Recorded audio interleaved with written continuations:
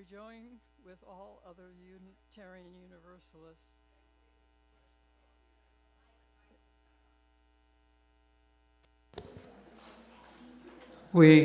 There we are. We join with all other Unitarian Universalists in the tradition of striking the gong 3 times, once in memory of those who have gone before, once in honor of you who are here today, and once in honor for those of the future.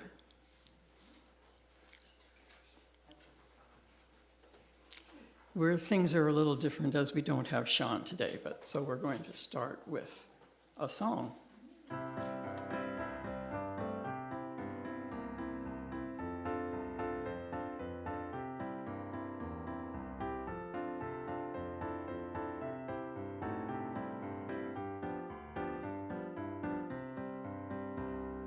Enter, rejoice, and come in.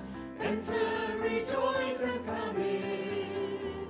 Today will be a joyful day. Enter, rejoice, and come in. Open your ears to the song. Open your ears to the song. Today will be a joyful day. Enter, rejoice, and come in. Open your hearts, everyone.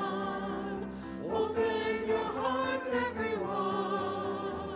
Today will be a joyful day. Enter, rejoice, and come in. Don't be afraid of some change. Don't be afraid of some change.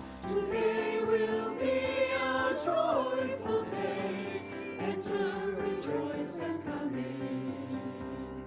Enter, rejoice, and come in. Enter, rejoice, and come in. Today will be a joyful day.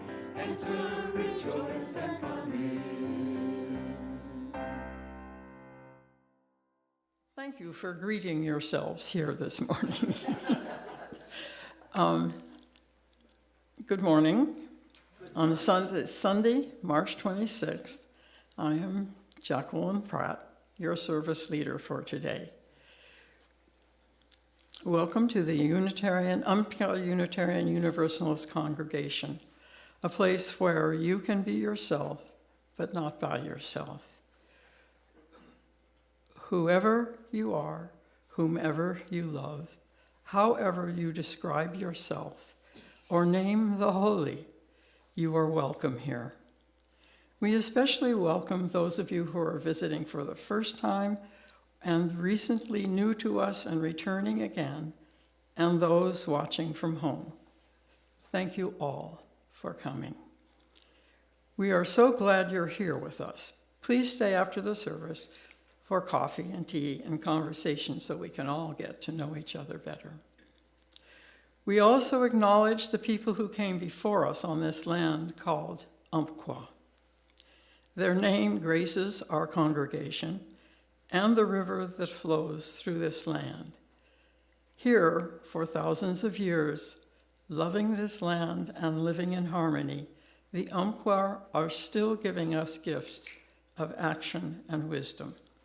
We make this land acknowledgement in recognition of the Umpqua and in beginning an atonement of harms done, part of the path toward healing. I see everyone has decided their own decision on masks, okay? The announcements are in your order of service. Please save the schedule and mark your calendar for the upcoming LGBTQ classes that we will have after today's presentation. It'll be hard to lose. It's bright. Pin it on your refrigerator.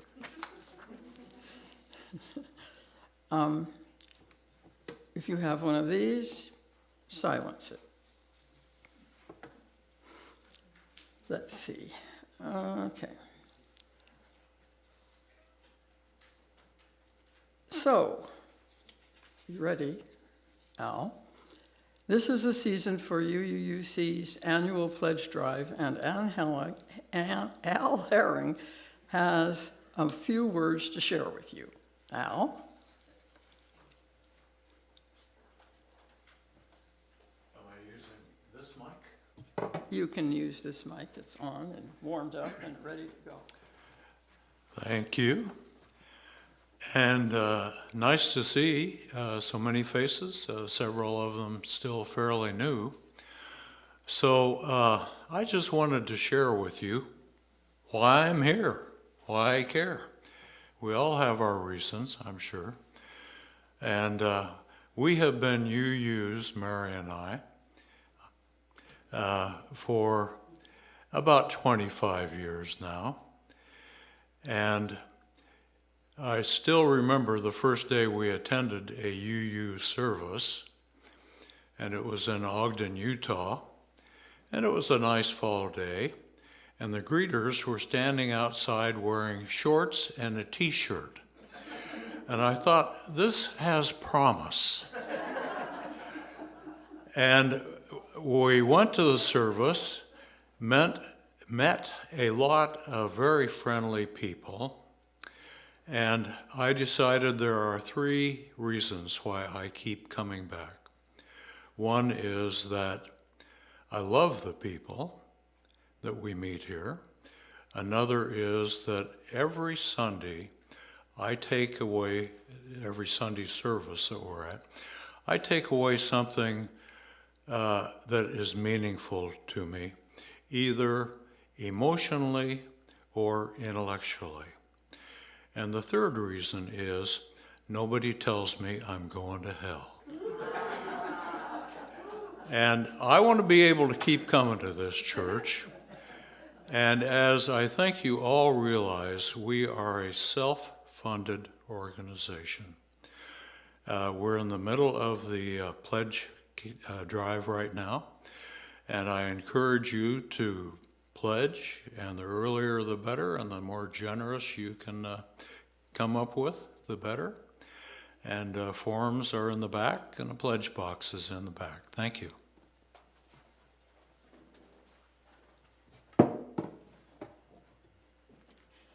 Well, I have some other reasons, but I certainly go with all of his, especially that last one. Okay. Much appreciation for this particular group go to our staff, the greeters. Dana was doing that job today, and our media tech person, Jake Tranter, who is taking us to the level of being out online. So he knows all these things, and he just makes them happen. So today, our service is a shared presentation with many congregants, planned and coordinated by Lillian Fifield. We envision this day as a beginning and hope you will all join us for the following weeks of exploration, sharing, and growing together. At first, one of our oldest things is the fish collection.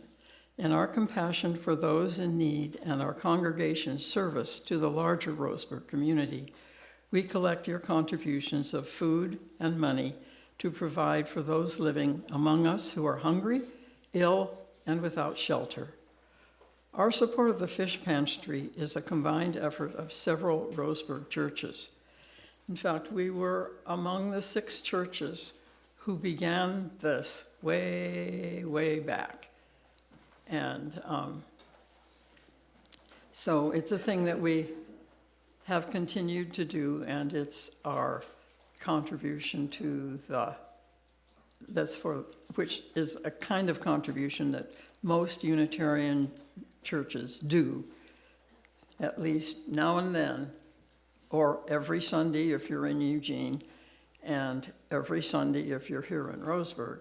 We take a collection for things, for people who are not ourselves. So thank you for your cooperation, and thank you, Annan and Kathy, and Kathy's helper. Right. Okay. We begin our service, as always, with the lighting of our chalice. And Lillian and I will light the chalice and following some opening words. Okay. As we light this flame to ignite our hearts and minds, the spark of knowledge that enlightens, the shimmering hope that burns, the blazing love that engulfs our actions, and the bonfire of our commitment.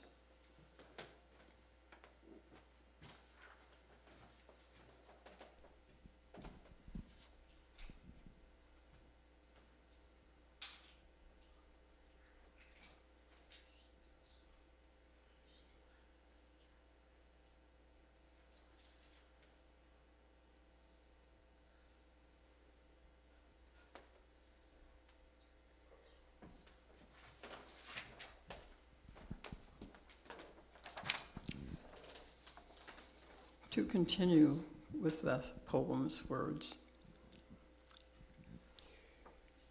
We light this flame for those who celebrate themselves, who fear, who hope, who persevere, and who stand on the side of love for all. We light this flame for those who have been ridiculed, that they may find peace, for those who have fought to marry, that they may celebrate, for those who live in uncertainty in the world, that they may have hope. We light this flame to renew our commitment that no one shall ever again suffer for the right to love. We light this flame to celebrate our kaleidoscope of diversity, working, loving, and living on the side of love. For this, we have lit this flame. Please rise and join us for There's a River Flowing in Our Soul.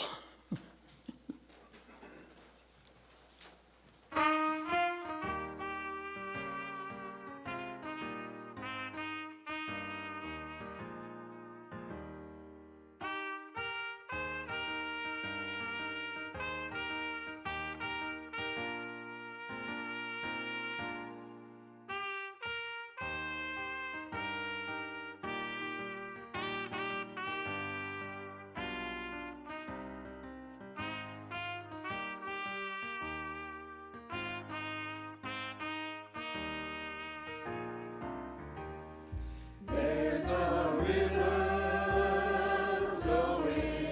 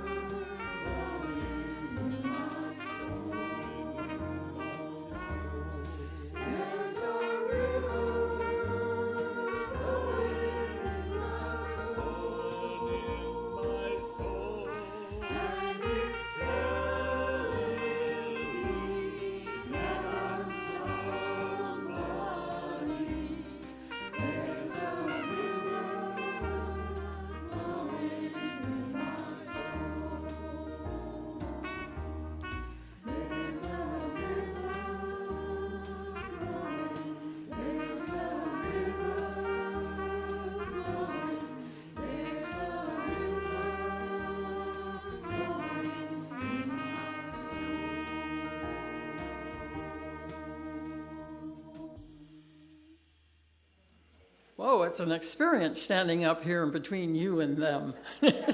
That's a lot of music. Thank you. Okay.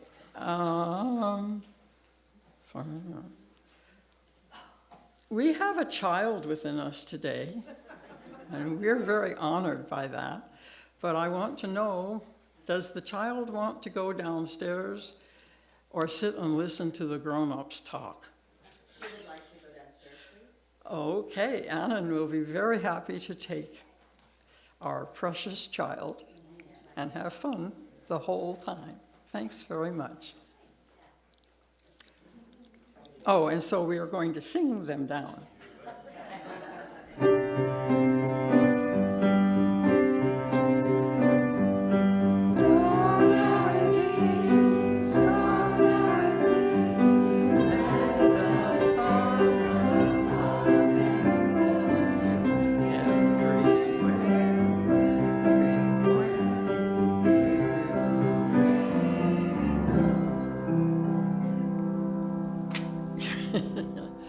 Okay, now we have our joys and concerns with candlelighting and a spoken or silent moment.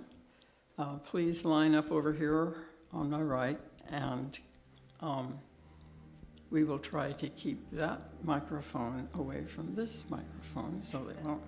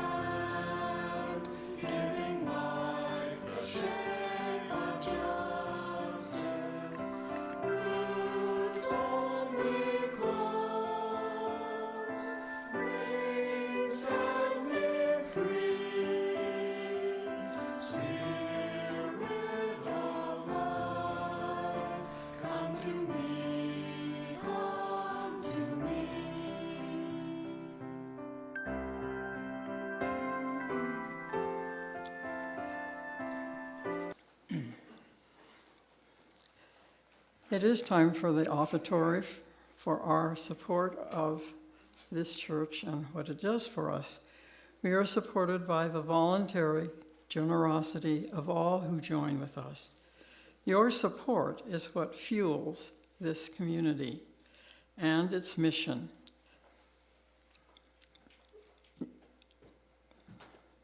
The flame of justice, community, and the love that burns so brightly. What is now given is received in grateful appreciation to our shared hopes and values. There you go.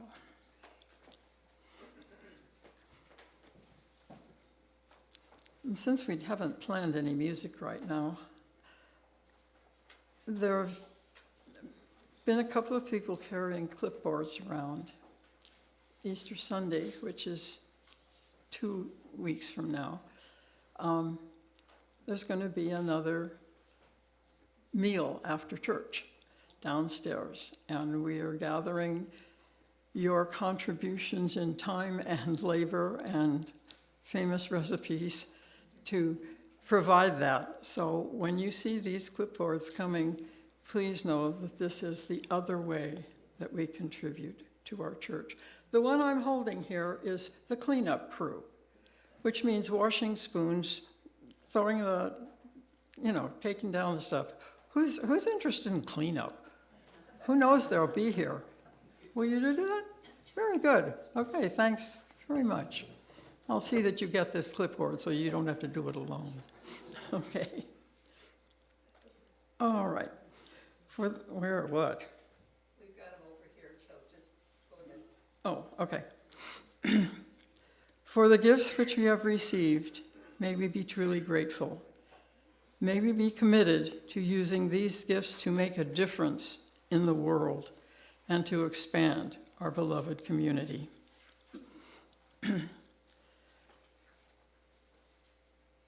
It's time for meditation in preparation for the sermon. We have some music called Children of the Human Race, and Lillian will lead us. Thank you. If you're comfortable, you might want to place your feet on the floor and just kind of relax your body. Take a few deep breaths. And as you breathe in, just think calm. And as you breathe out, think relax. In, calm. Out, relax. And as you're sitting there, just allow yourself to listen to the music. There'll be some words in the music. Just listen to those if you choose, or let yourself take your own journey.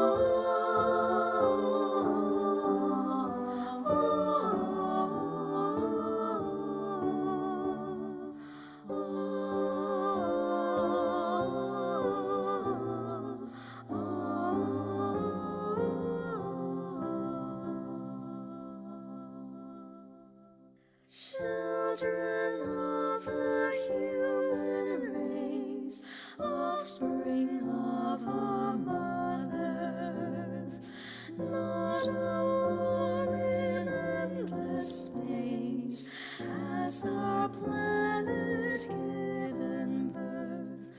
Far across the cosmic skies, countless suns in glory blaze, and from untold planets rise endless canticles of praise.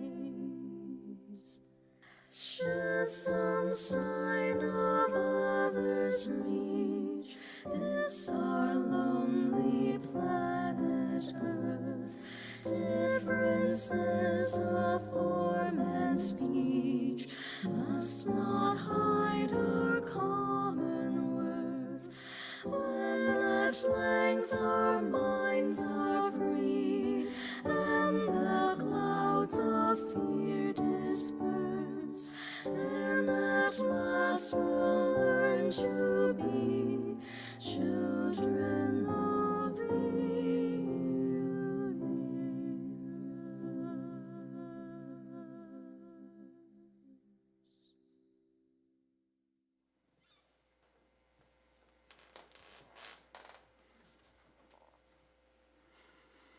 A few more deep breaths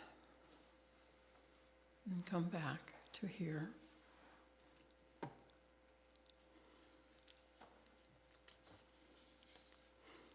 Lilene Fifield, psychotherapist, community organizer, activist, producer of women's music, university professor, and researcher, was born in Los Angeles and raised in Kansas City, Missouri. Speaking of change, upon knowing with absolute certainty as a teenager that she would be living her life as a lesbian, Lilene returned to LA, choosing to live a life of her creation with the freedom to be all that she could be. And she is now going to present her sermon for you.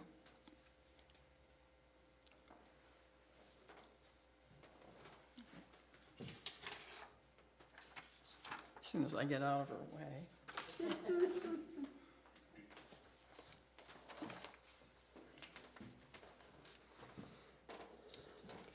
Thank you, Jesse.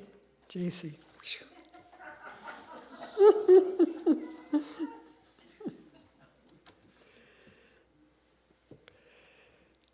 In putting the sermon together, I realized I'm 81 years old. I mean, I'm really 81 years old.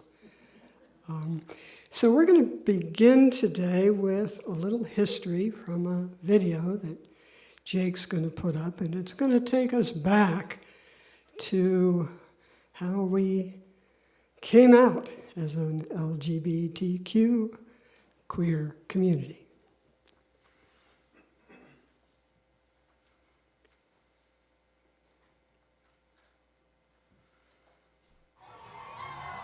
What looks like this today started with this in 1969, the Stonewall riots in New York City. Pride Month is really a celebration of LGBTQ people fighting back against oppressive forces. It's a celebration of protest, a celebration of struggle led by members of the queer community and supported by allies. We need to do a lot more, and Pride needs to go beyond the month of June. Laura Cantor's the youth services manager at the Montrose Center. She describes being an ally as showing up. Showing up at your state legislator's office. To be the voice for those afraid to speak up. That is actually a role that's better left for people who aren't going to be hurt by going and speaking. That's probably the greatest contribution you can make as an ally, because people in dominant groups don't really often listen to people from marginalized groups. Psychology professor Dr. Kristen Anderson says ally voices are important from the state capitol to your office to home. Ally isn't an identity, it's a set of behaviors, it's a process. And the most important allies a member of the queer community can have are their parents. Your first priority is to protect them. Make sure that they're getting the support that they need. Cantor encourages parents of queer kids to research, learn, listen, especially if your child identifies as non-binary or transgender. Use that pronoun. It's not going to hurt anybody if you allow them to call themselves they or them, but it's going to help them feel better about themselves. So by all means, buy the rainbow shirt, go to the parade, post the Pride filter on social media. But don't forget to be a real ally after June 30th, too. It really has to happen all year.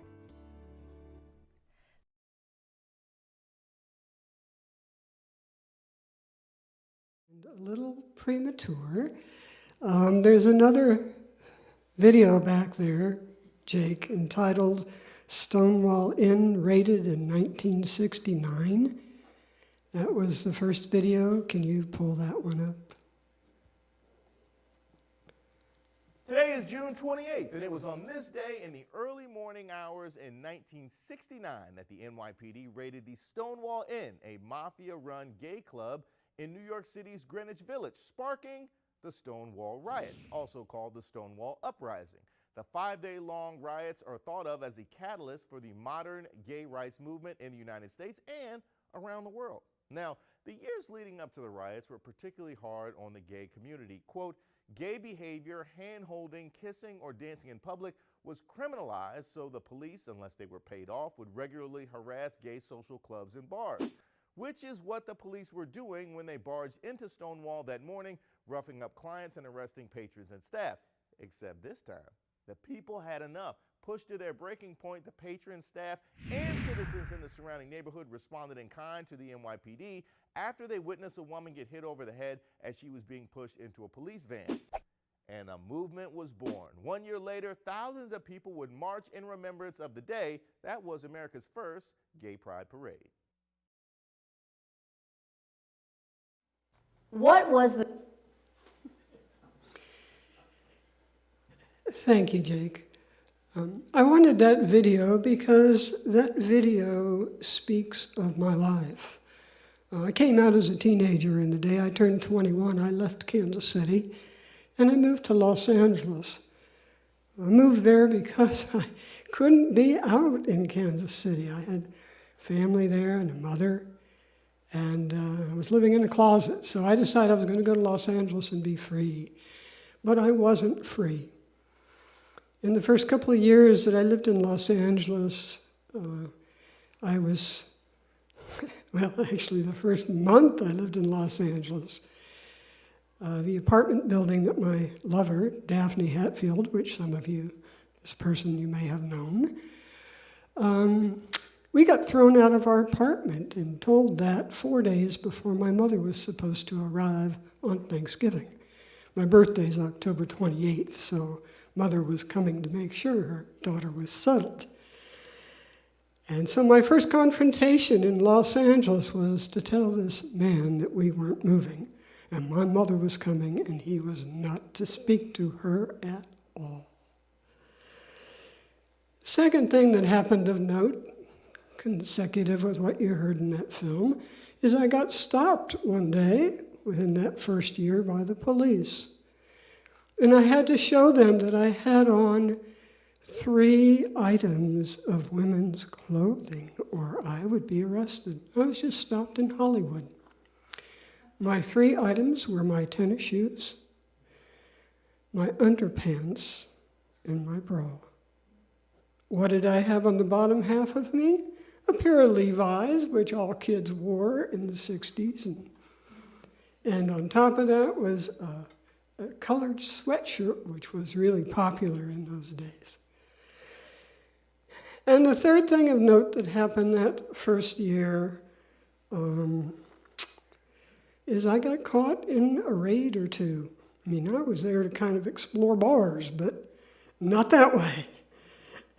So my life in Los Angeles those first few years were freer, but not free. However, I left, went back to Kansas City for a little while for other reasons, and I moved back the beginning of 1969.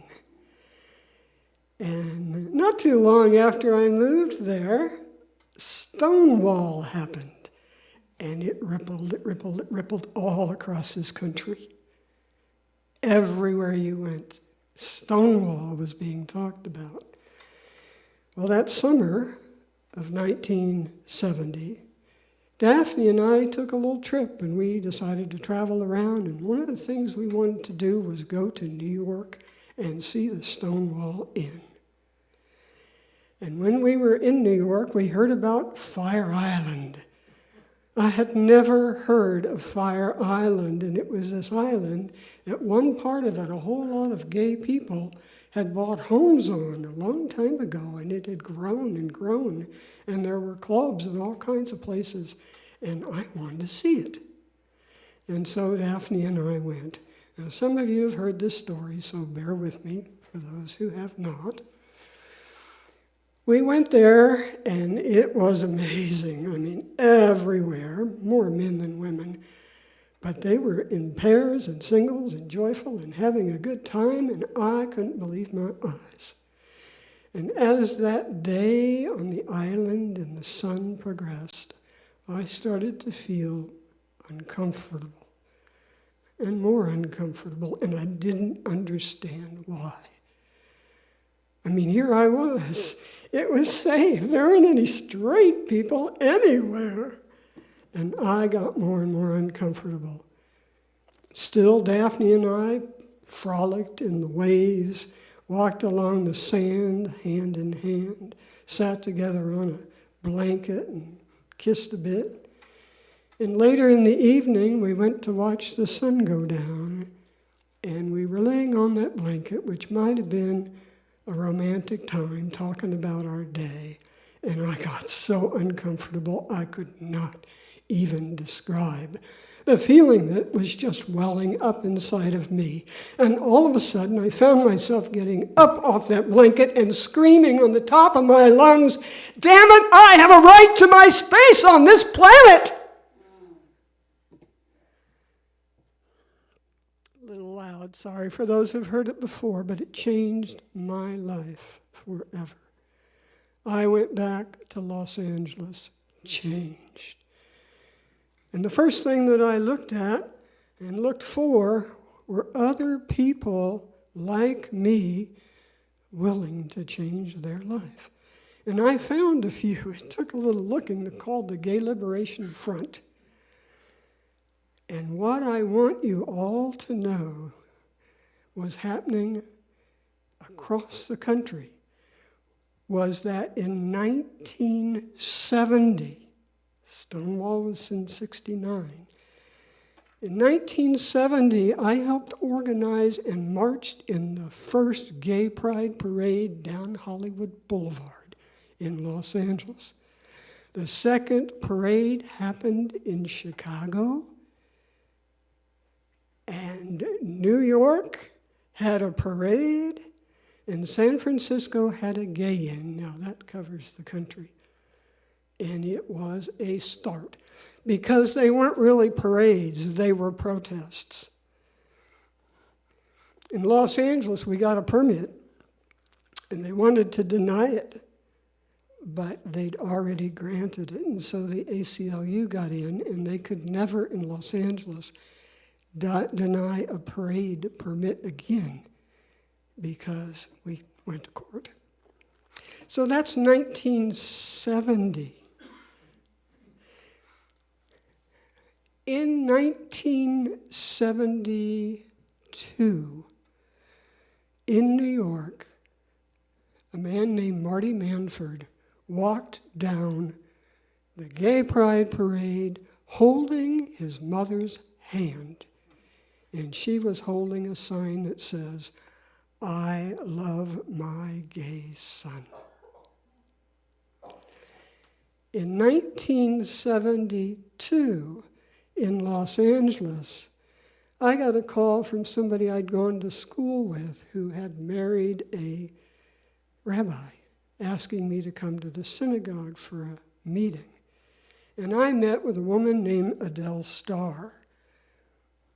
And in 1973, Adele Starr walked down Hollywood Boulevard with a sign that said, "Parents,"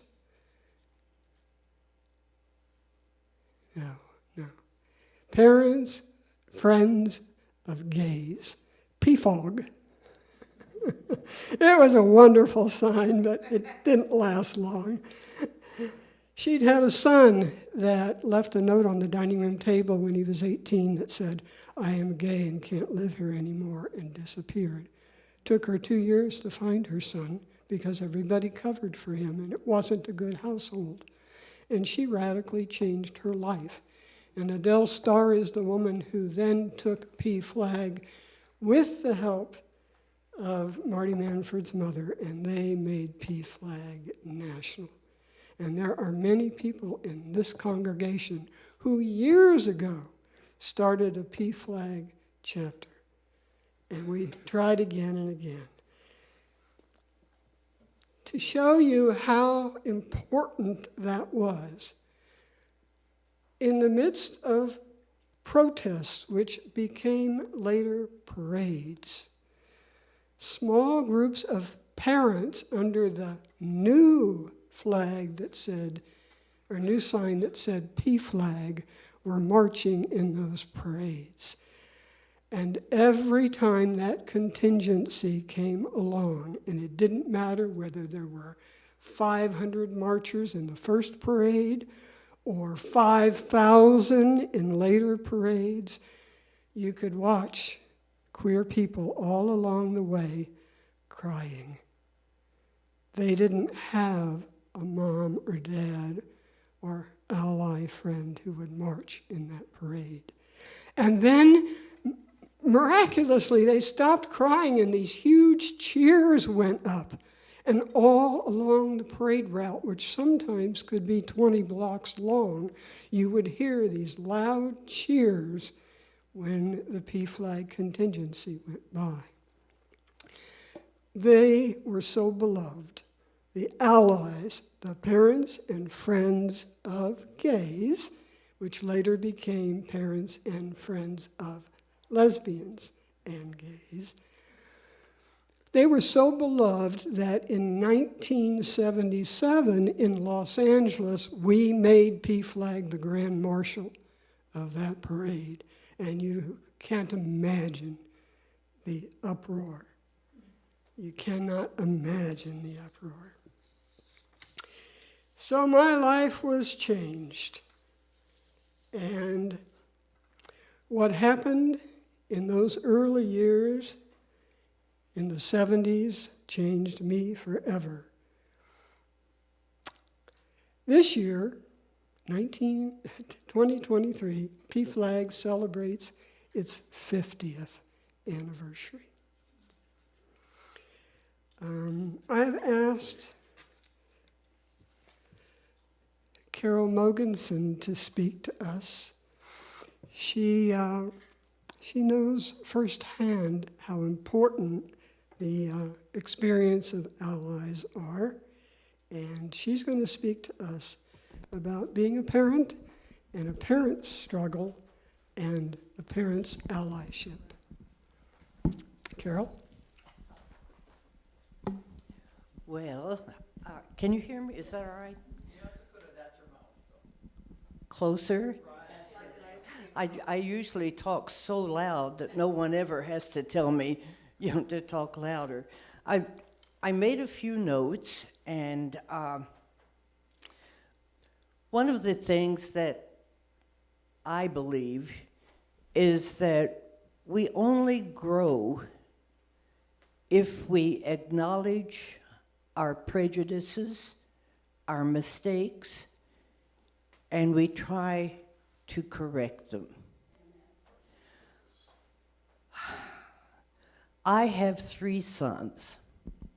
2 sons are gay. My oldest son, and talking about prejudices, that's what I'm leading to right now.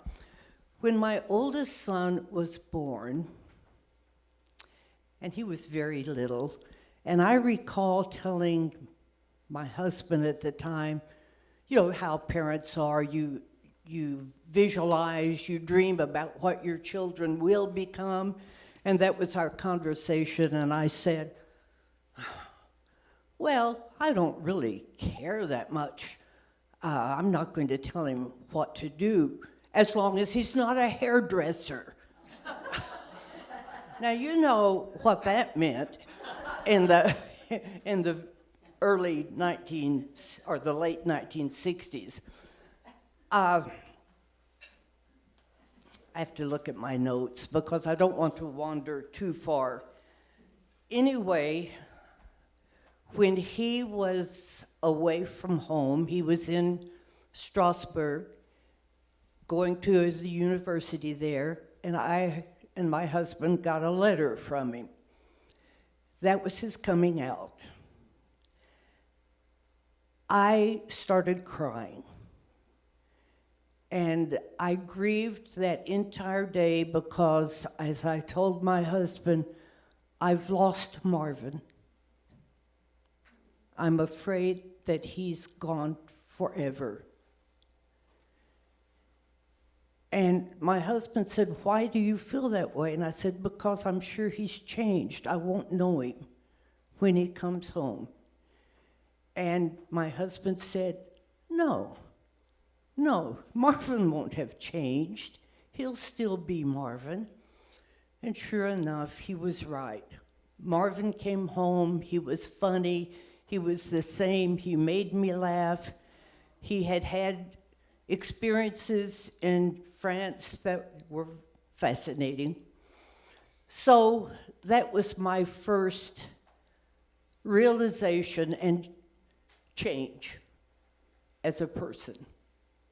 The knowledge that I had a gay son and he was the same. But I still could not tell people I had a gay son. They would ask me things like, "Oh, is Marvin married?"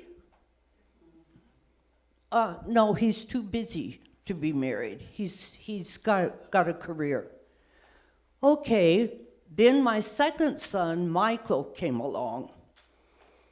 And all through school, he had girlfriends, I thought. He was very good looking, and girls were attracted to him, but they were friends, not girlfriends. And so that was my second time to grow as a person. But with Michael, it was easier because of Marvin. Well, sometime in my life, I remember the first time I told someone, I know, it was an organization I was a member of. And we talked about ourselves, and I actually was able to say, I have 2 gay sons. And there were a lot of women in this organization who were very conservative. And that knowledge did not make one bit of difference. So, that's my story. I will say that my oldest son did marry a woman. He was going through some changes in his life. He wanted a family, and he decided, okay, I'm not going to be gay. And he had 2 beautiful daughters.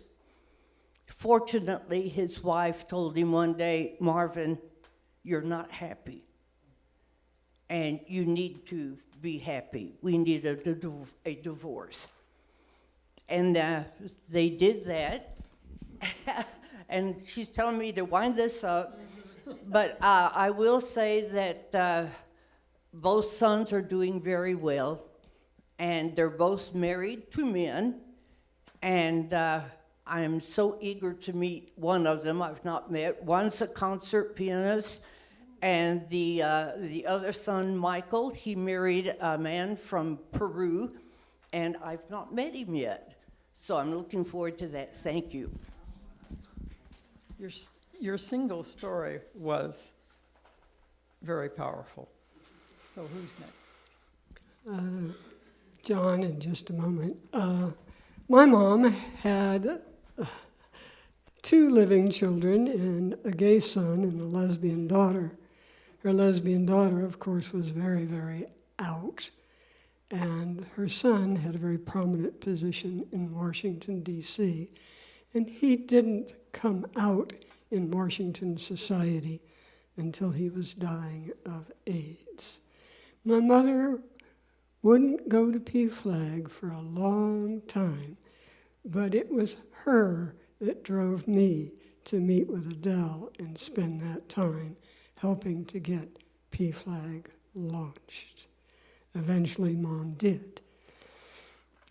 I came to some pride parades, we're jumping time now, pride festivals, and the same person kept showing up.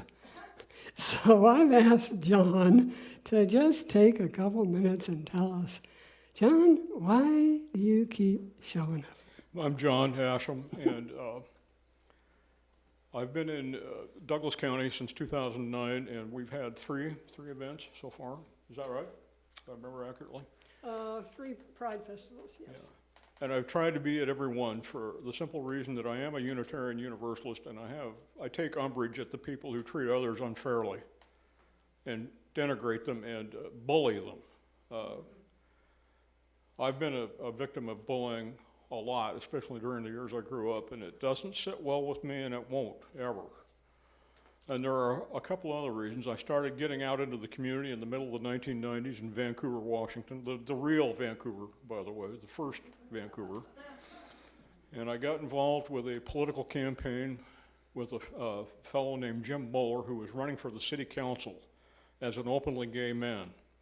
And there was a great deal of hatred and squalor. The right wing got really upset. They put forward a candidate that was made it his whole platform to oppose any kind of gay presence in the community.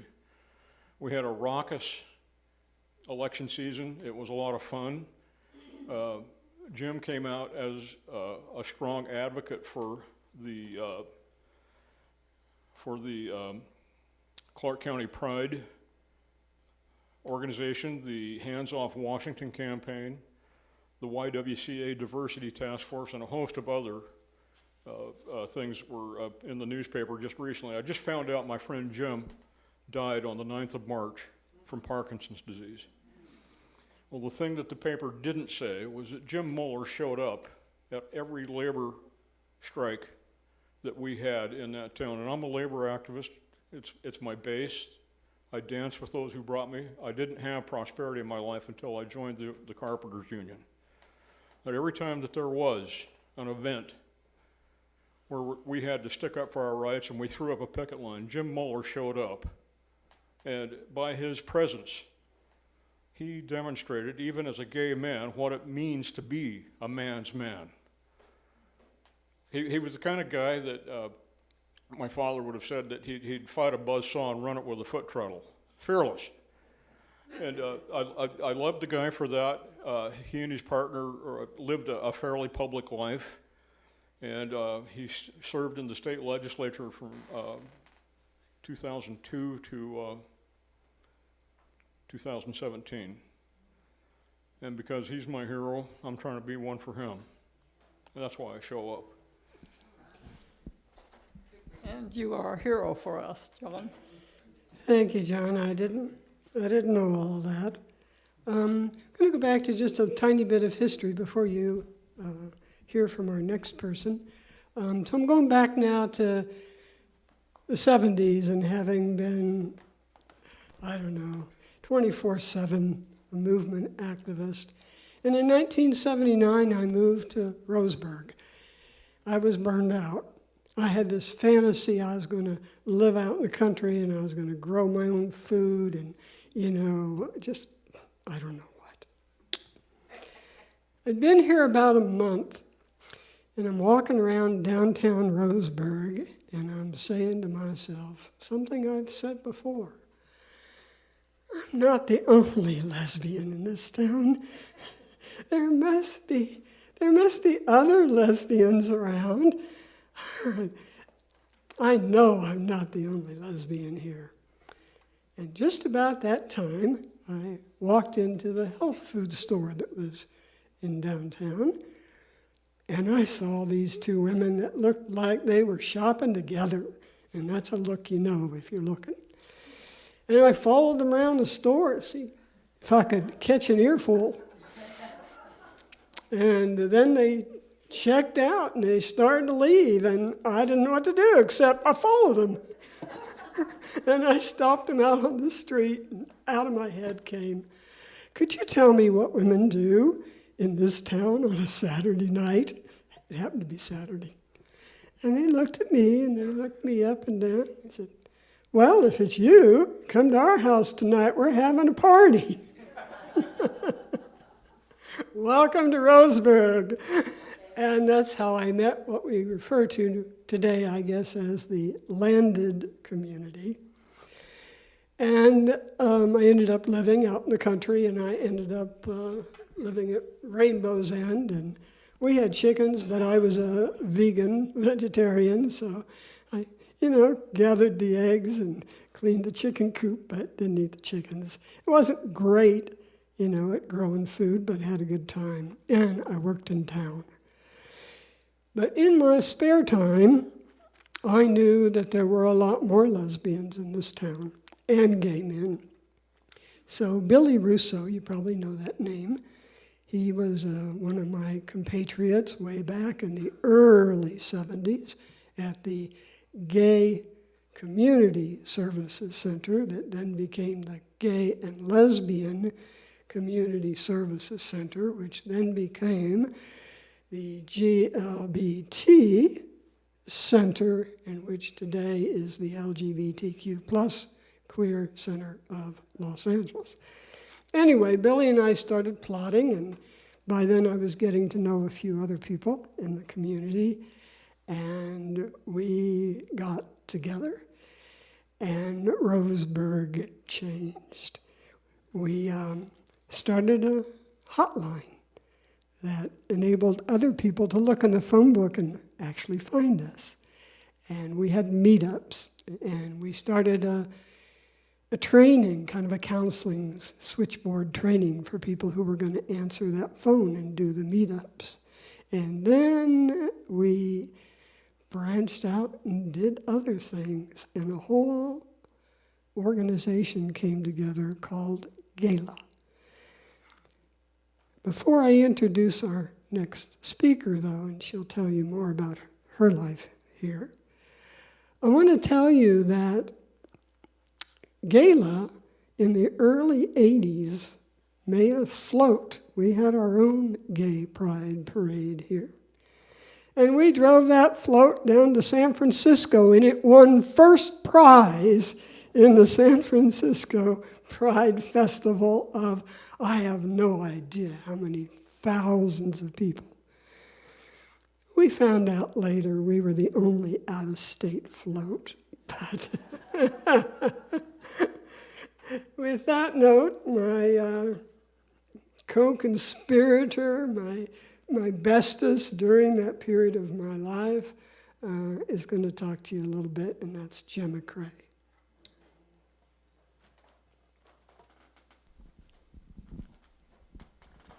Yeah, I was a member of the Gay and Lesbian Alliance. Me and my girlfriend Liz were shopping over at a store in Winston, and this guy comes up to me and says, "Are you two lesbians?" And we were saying, "Yeah, sure." He says, "We're going to start a gay and lesbian organization. Do you want to join?" And we said, "You want to help us?" And I said, "Sure, let's do that." And that was the beginning of Gala, and it was a really important organization in town. And I wanted to be part of the Speakers Bureau. And we did trainings. We hired, actually got 2 therapists in town to train us. And it was a good thing because we didn't know what to say to these callers. And we eventually became good counselors. Well, somehow the Unitarian Church that was meeting in downtown in the area where there's, I think they were at, by then, they were at the, no, it was after the House of Mirrors. Well, we were in various and sundry Yeah, places. the Confidence Clinic rented a space for us. And so they invited the Gay and Lesbian Speakers Bureau to come talk and do a sermon. And I thought that was wonderful, that we would come to a church and talk about being gay and lesbian and our services. So we did that. And during that service, I realized that gosh, I'm accepted in this place. I want to be a member of the Unitarian Universalist congregation. So that was the beginning of the joining of me and my spirituality, and also my being as a gay woman, as a lesbian. And that was really important for me to experience that.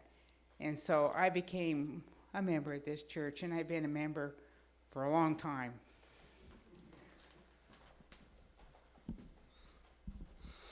In fact, it was Gemma and her partner who opened my eyes to myself. Thank you. Well, Gemma got me here too.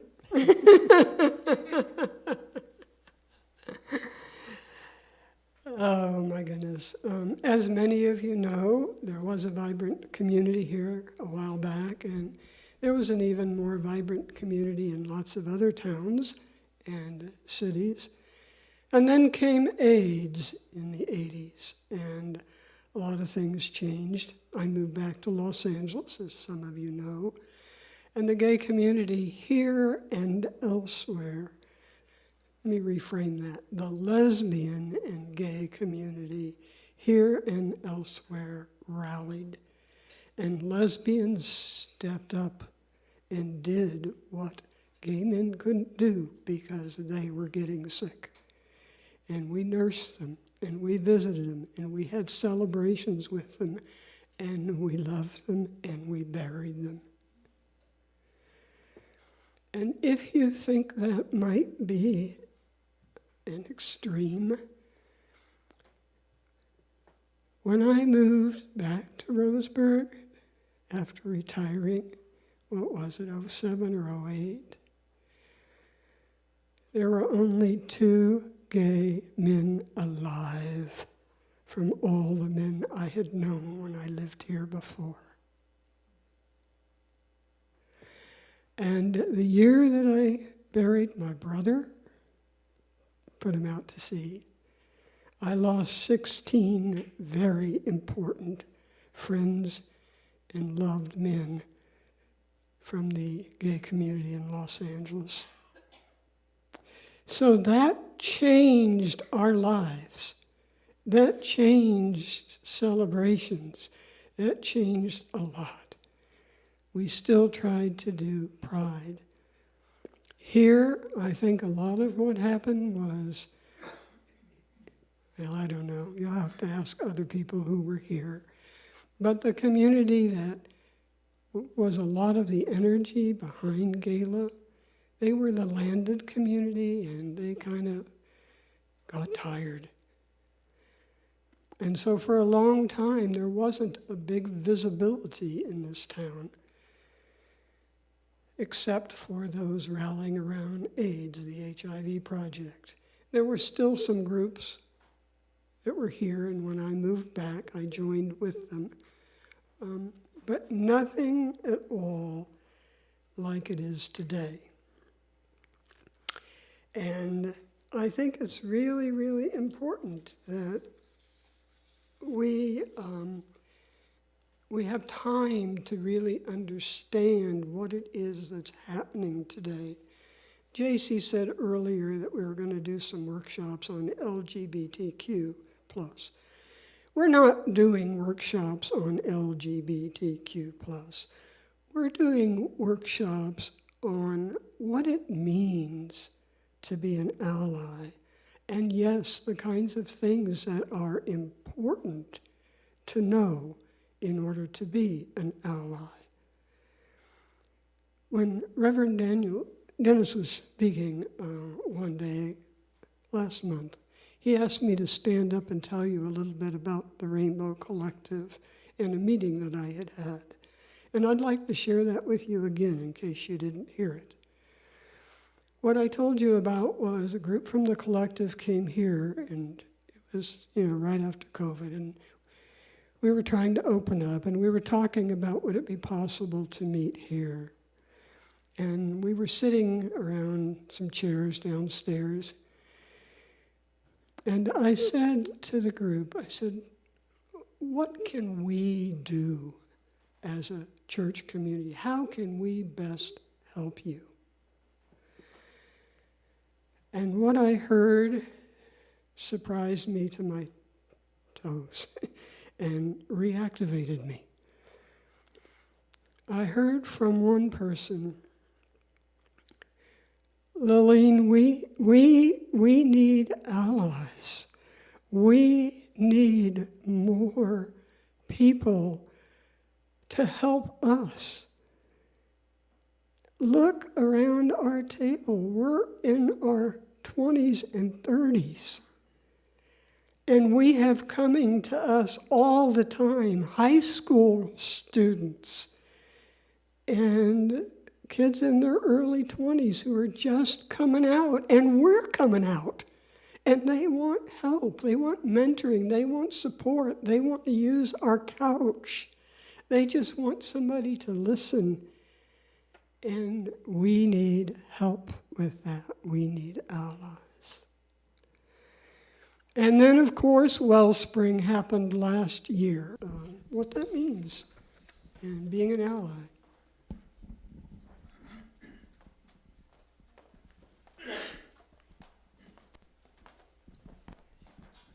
Thank you. We are a welcoming congregation. I've been attending church here for 7 going on 8 years, and we are a welcoming congregation. However, that is spelled without capital letters, I'm afraid. The UUA has requirements to be an official, welcoming, capital W, congregation, capital C. And this is part of what we're doing today, I think, Lillian?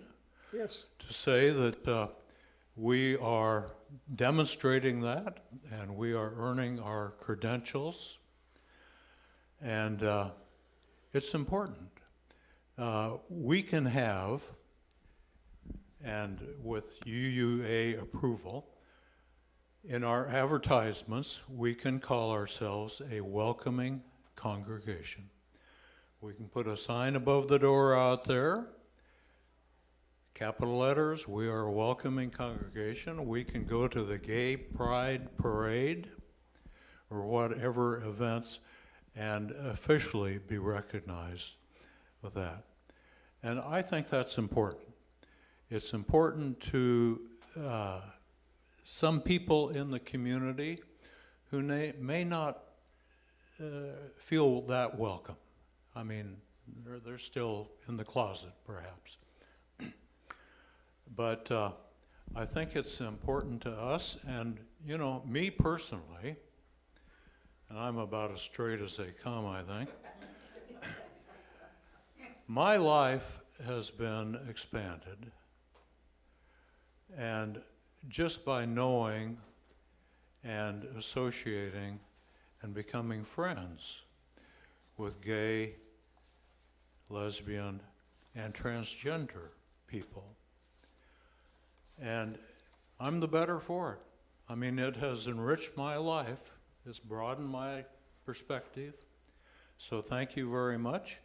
And Lillian, I appreciate what you are doing to lead the effort to get that official recognition so we can go out and advertise ourselves as officially a welcoming congregation.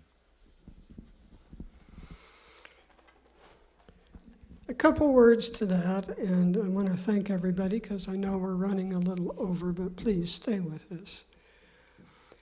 We're old. I mean, look around, you know. There are a lot of us that are 70, 75, and in our 80s and 90s. And we need to be thinking about who we want to pass this beautiful place on to.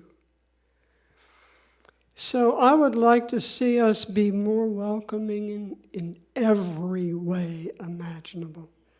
Yes, The queer community is important, but so is every other minority, different community in this town. And I'd like to see all the parents of a lot of those youngsters in here, in this kind of a welcoming environment. Because remember, what Gemma told you about her story is unique. This is my first church membership. The plague couldn't be worse than belonging to most churches for queer people. They have done as much harm as the mental health industry did, and as much harm as social milieu and customs and morals have done. That's changing, and I want us to get on the wave of that change. So one more person, and that's someone, one of the age that we're talking about being out there. Lily, you got a few things to say?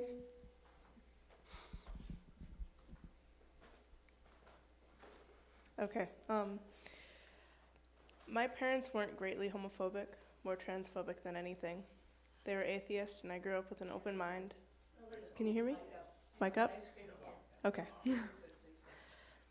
My parents were atheists, and I grew up with an open mind about gender and sexuality. I always thought that two members of the same sex being in love was as natural as rain. When my older brother came out as trans, though, my dad wasn't thrilled. He didn't talk to Kai for a total of 6 months. When Kai told me he was trans, I didn't at all think it was weird or obscene. I thought out of 3 siblings I had, that I had a total of a brother and a half and a sister and a half. But at that time, I was confusing trans people as people of intersex, even though that's still not how that works. I later learned that they are 2 very different things, still one as natural as the other.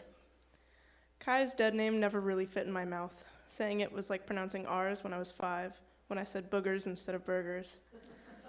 When I was in elementary school, I had crushes on mainly boys, but there were a few girls that caught my eye.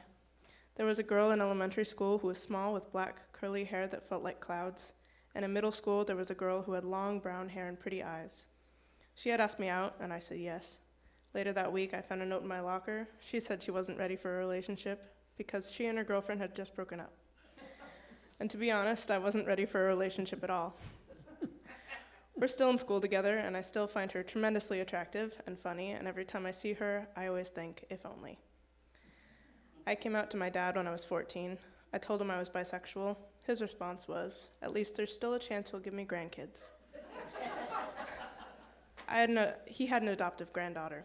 It was heartbreaking that he didn't consider her as such. At this point in time, I don't consider myself bisexual. I don't like the label, so I say I'm queer. One of the most frustrating things about being queer was that my parents constantly overlooked my sexuality. I had a boyfriend for over 2 years, so my parents always considered me straight. There were times where I had to come out over and over again, but it never worked because I hadn't proved I was who I said I was. It was the same way for my sister, who liked boys and girls too. Even when my sister got a girlfriend, they overlooked her girlfriend as non-existent. I moved out almost 5 months ago on December 16th of 2022. I was still 17 at the time. I wasn't kicked out because of my behavior or for being gay. I left because of how my parents treated me. My mother is a narcissist and a mental and sometimes physical abuser.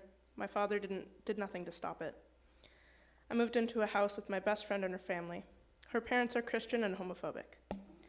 They put on a face around people who are part of the LGBTQ community because they think it's a mental illness. They think that if they are nice and respectful, then maybe gay people will join their church and choose to be fixed. I wouldn't know that they were homophobic if I wasn't best friends with their daughter, Saren, who I now consider a sister. Overall, I'm happy with living with them. They know the reputation of the UU, and they don't say any hurtful words to me about it. They encourage me to read the Bible, and I still don't think I ever will. But they never forced me to go to their Christian church. They are calm people who have gone through the Alcoholics Anonymous process, a process that changes your outlook on life for the rest of your life. Sadly, there's just this big piece that I hold a judgment of them for. They helped me so much through these last 5 months.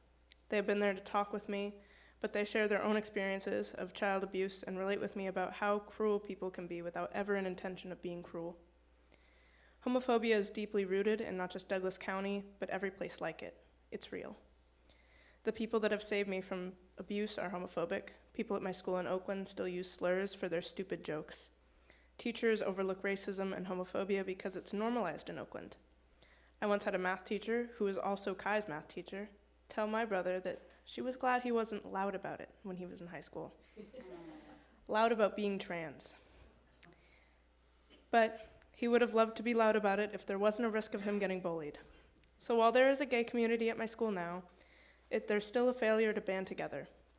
So let's be loud about being gay in the way that we call out to the community and in the way that we love each other. Thank you, Libby. What a beautiful, beautiful presentation. Thank you, Lily. So that's a little bit of what's out there. Lily is a perfect example of that. And as I listen to Lily, I'm reminded of some words by Brian Kiley entitled, "All Life is Beautiful." Spirit of life, if you have a lesson for us, it is that all life is beautiful. We are each born into this world who we are, tall or short, with our own color of skin, with our own sexual orientation. How can anyone ever tell us we were anything less than beautiful, anything less than whole? So Pride is coming back to Roseburg. The parade is June 2nd, and the festival is July 1st at the fairgrounds. There is some information on the back counter that you'll find useful. One of the pieces kind of decodes all the LGBTQ, sexual orientation, and gender terms, and the other one is just a piece to take home. There's also a sign-up sheet. The sign-up sheet, two purposes. If you'd like to work on the committee, to work on the upcoming sessions that we'll be having, I'd love to have you sign up and check committee.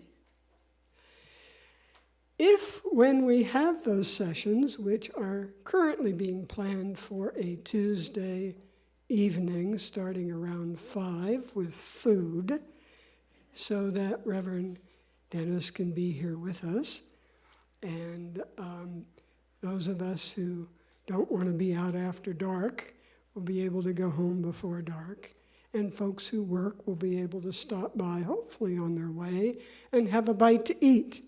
So if you're up for that, and the dates will be announced later on that same sign-up sheet, and I promise I won't drag you into the committee if you don't check that, but you're willing to bring soup or vegetables or something, just put your name and put a check under one of those categories, and I would greatly appreciate that. So thank you so much, Carol, John, Al, Gemma, and Lily. Thank you, JC, for all of your support. And I am so glad that we're having this day and every one of us today gets to be more free. So please, Jake, you have a little music for us to kind of close down us, this part.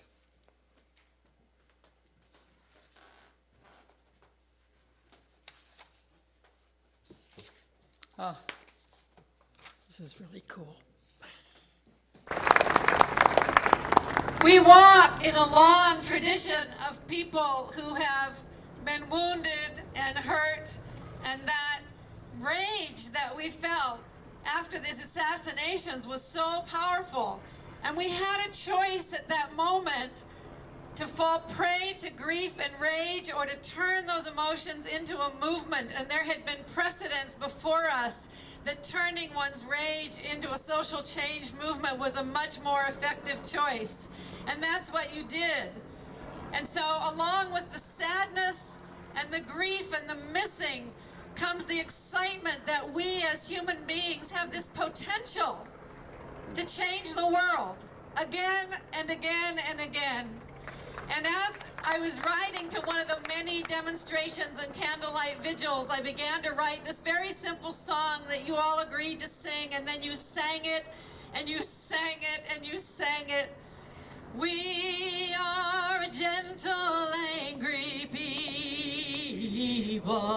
and we are singing, singing for our lives.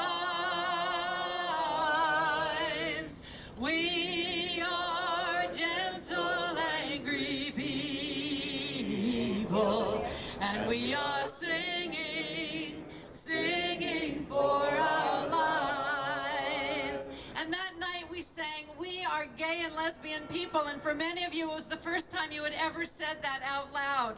So I invite you all to sing this, even if you're not gay or lesbian, just so you have a chance to see what it feels like inside. We are gay and lesbian people, and we are singing, singing for our lives. We are gay and lesbian people, and we are singing, singing for our lives. And then the song went out all over the world, and allies sang it, and they wrote verses about their own struggles. And then we began to learn more about our sexuality, and now I can't fit all the words into the meter of the song. We are all in this together, and we are singing, singing for our lives. We are all in this together,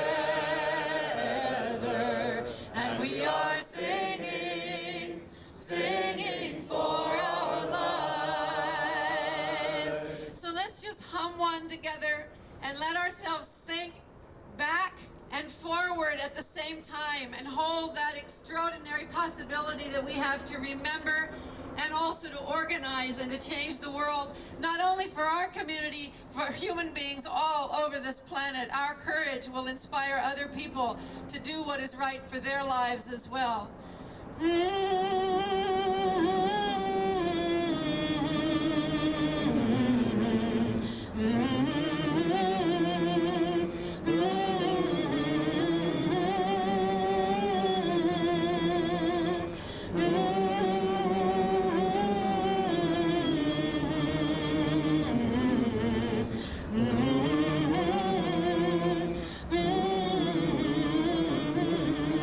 We are a gentle, loving people.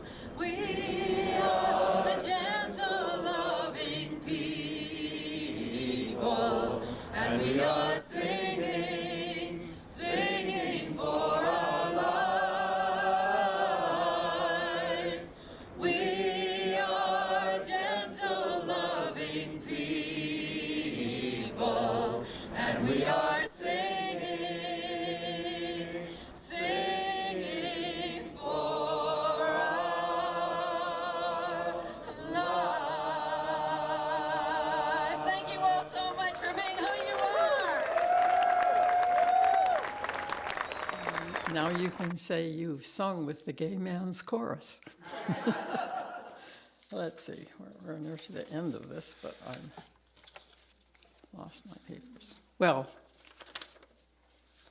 I don't memorize lines well, so I'm not sure how to, okay.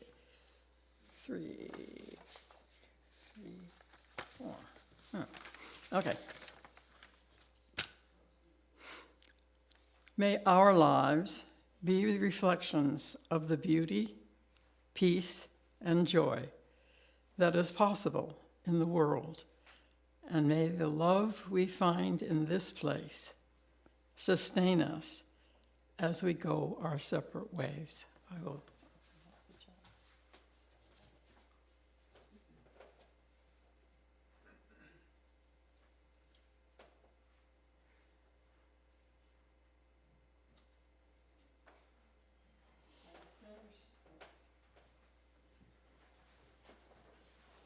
The flame is extinguished, but take it home with you in your own heart.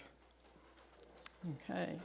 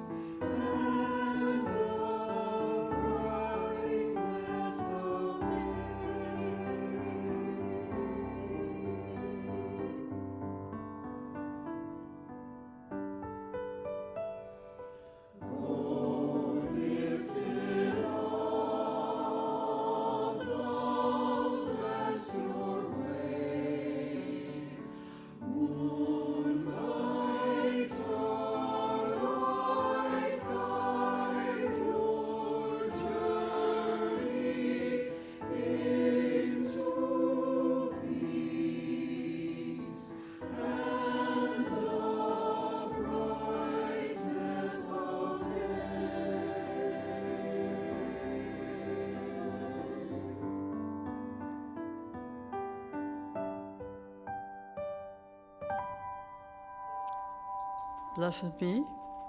Get out your pens, sign all the various things that are going around, and have some coffee or tea and get to know each other better. Thank you.